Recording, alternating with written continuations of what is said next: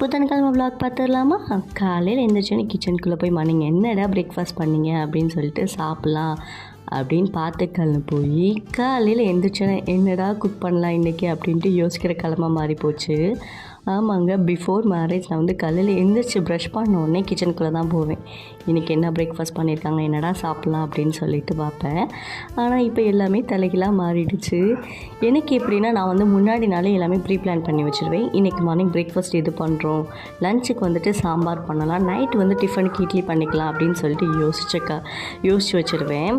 Suppose அன்றைக்கி ஒரு நாள் யோசிக்காமல் விட்டுட்டேன்னு வச்சுக்கோங்க, அந்த நாள் வந்து எனக்கு ரொம்பவே வந்து லேசியாக தான் போகும். அதே இது நான் யோசித்து ப்ரீ பிளான் ப்ரிப்பரேஷன்லாம் பண்ணி வச்சு பண்ணேன்னா அப்படியே கடகடன்னு பண்ணி முடிச்சிடுவேன். என்ன மாதிரி எத்தனை பேர் இருக்கீங்க அப்படின்னு சொல்லிட்டு மறக்காம கூட கமெண்ட்ஸில் வந்து ஷேர் பண்ணிக்கோங்க. அன்றைக்கும் அப்படி தான் என்ன பண்ணுறதுன்னு சொல்லிட்டு யோசித்து பார்த்து எனக்கு எந்த ஒரு ஐடியாவும் கிடைக்கவே இல்லை. எப்போவுமே ஐடியா கிடைக்கலன்னா நான் கால் பண்ணி கேட்குற ஒரே ஆள் நம்ம ஆள் தான். சரிப்பா இன்றைக்கி லஞ்சுக்கு என்னப்பா பண்ணட்டும் அப்படின்னு கேட்டதுக்கு என்னோடய ஆள் எப்போவுமே கால் பண்ணி கேட்டால் அவருக்கு வந்து ரெண்டு ஆப்ஷன் தாங்க வச்சுருப்பார்.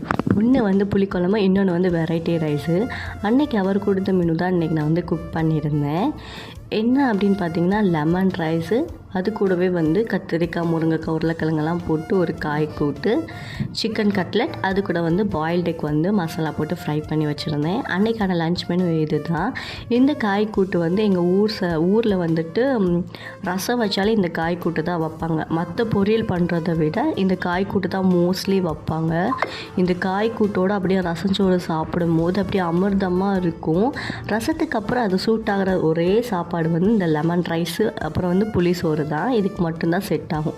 இந்த ரெசிபி வந்து நான் அதுக்கு அடுத்த வீடியோவில் கண்டிப்பாக ஷேர் பண்ணுறேன். எல்லாருமே ஒரு தடவை வந்து ட்ரை பண்ணி பாருங்கள்.